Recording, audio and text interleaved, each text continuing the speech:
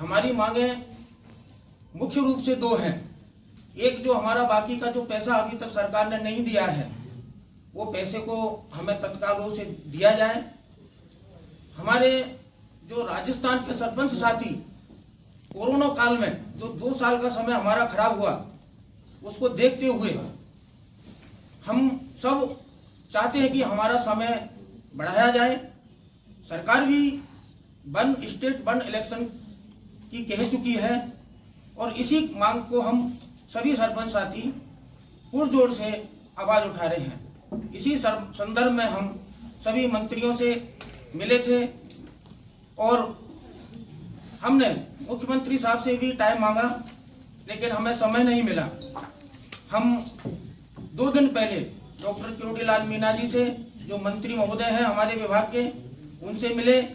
उन्होंने हमें आश्वासन दिया, क्योंकि हम चाहते हैं कि हम सरपंचों को, जो गांव की सरकार है, जो गांव से चलती है, और हम यहाँ पर गांव से चला करके मुख्यमंत्री एमएलए एमपी बनाते हैं, हमें न्याय यहाँ से चाहिए। और हम सब सरपंच आने वाली 6 तारीख को पूरे राजस्थान से जयपुर में इकट्ठा होंगे और हमारी मांगों को गांव से लेकर के सड़क तक और राजस्थान की सरकार तक लेकर के जाएंगे।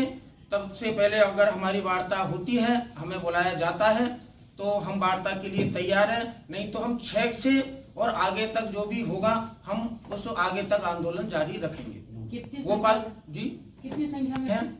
हम सारे ही सरपंच ज्यादा से ज्यादा, वार्ड पंच सरपंच ज्यादा से ज्यादा संख्या में आएंगे और 5-7 हजार से ऊपर हमारी संख्या आने की हमारी संभावना है। सरपंचों की संख्या ज्यादा से ज्यादा जयपुर में होगी और हम आगे की रणनीति फिर 6 के बाद में जो भी होगा आगे की रणनीति हम तय करेंगे। लेकिन हम हमारे हक को लेकर के रहेंगे। गोपाल शर्मा, प्रदेश अध्यक्ष, राष्ट्रीय सरपंच संघ राजस्थान। कार्यकाल कम किए जाए और न ही प्रशासक लगाए जाए। दोनों मांगों को हम साथ लेकर चल रहे हैं। हम सबका आह्वान करते हैं, हम उनको भी साथ लेकर चलेंगे और हम चाहते हैं कि उनकी जो संस्थाएं, उनमें भी प्रशासक नहीं लगाई जाए, उनका कार्यकाल पूर्ण हो। 6 तारीख को अगर सरकार आपकी मांग नहीं मानती है, आगे क्या रणनीति?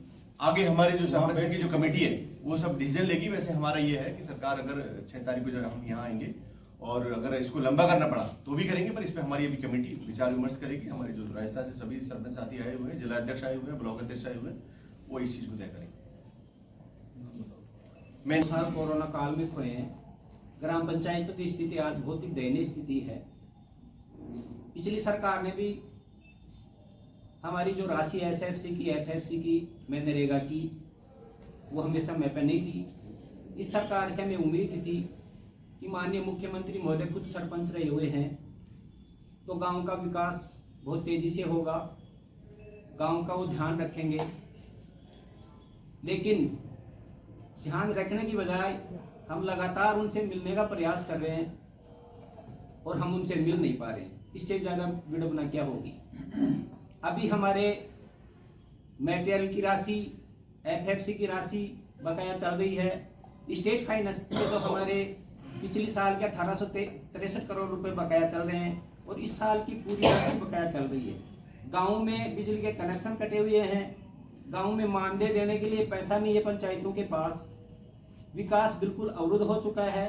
इसलिए मजबूरी से हमें ये कदम उठाना पड़ा है। हम नहीं चाहते हैं कि किसी तरह का कोई विरोध हो, क्योंकि इसमें पैसा खर्च होता है, सरपंचों का समय खराब होता है। लेकिन गांव के विकास के लिए मजबूर होकर के हम ये आंदोलन कर रहे हैं और 6 तारीख को यह आंदोलन हम बहुत ही बड़े उग्र आंदोलन करेंगे और यदि हमारी मांगे नहीं मानी गई तो हम ये इस आंदोलन को आगे लेके जाएंगे। चुनाव को लेकर के भी 2 राज्यों में, झारखंड में भी 6-6 महीने से है ना, जो 4 बार सरपंचों को कार्यभार दिया है और 2 साल तक उनका कार्यकाल बढ़ाया गया। उसका मुख्य कारण कोरोना था। मध्य प्रदेश में 2 साल सरपंचों का कार्यकाल बढ़ा है, वहाँ भी जो मुख्य कारण था वो परिसीमन का था। यहाँ जो मुख्य कारण है वो परिसीमन का है। अभी जिलों का परिसीमन नहीं हुआ, जिला परिषदों का परिसीमन नहीं हुआ। दूसरा, यहाँ 1 स्टेट 1 इलेक्शन जो पॉलिसी लागू कर रही है सरकार, हम उसके समर्थन में हैं। लेकिन ये 1 स्टेट 1 इलेक्शन पॉलिसी और परिसीमन को लेकर के सरकार चाहे तो सरपंचों का कार्यकाल बढ़ सकता है, सरपंचों को वो अपना कार्यभार दे सकती है। और यदि सरकार समय से चुनाव कराती है तो हमें कोई दिक्कत नहीं है।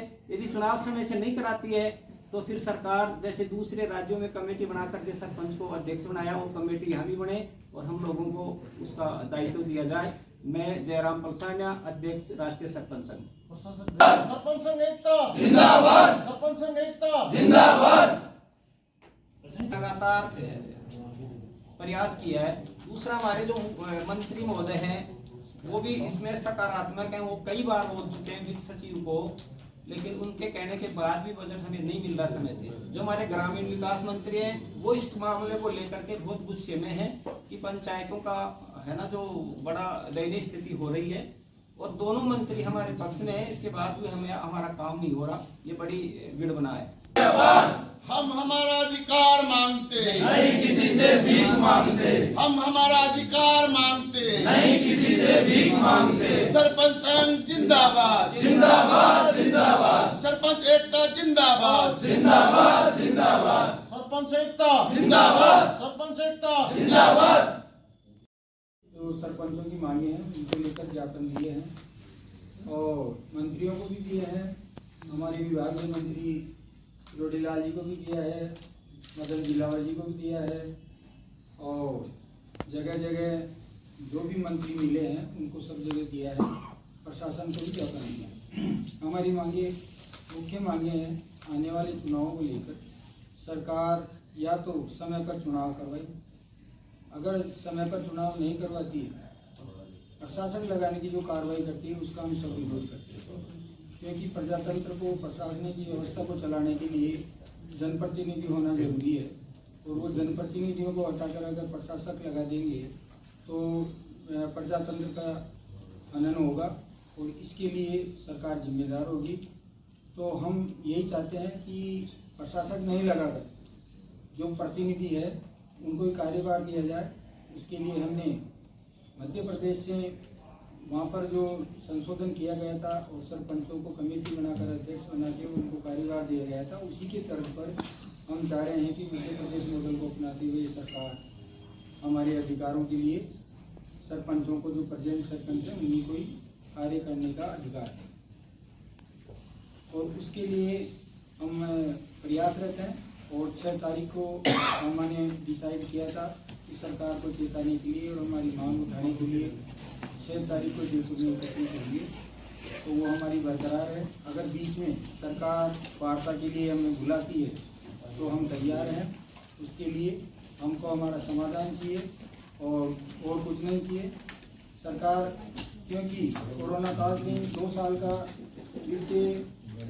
राज्य वित्त आयोग का पैसा पेंडिंग चल रहा है, तो वो पैसा अभी तक भी चल रहा है। अभी भी आज की तारीख में 2 साल का राज्य वित्त आयोग का पैसा बकाया है, केंद्रीय वित्त आयोग का भी है, और 4200 करोड़ रुपए के करीबन नरेगा सामग्री का भुगतान है।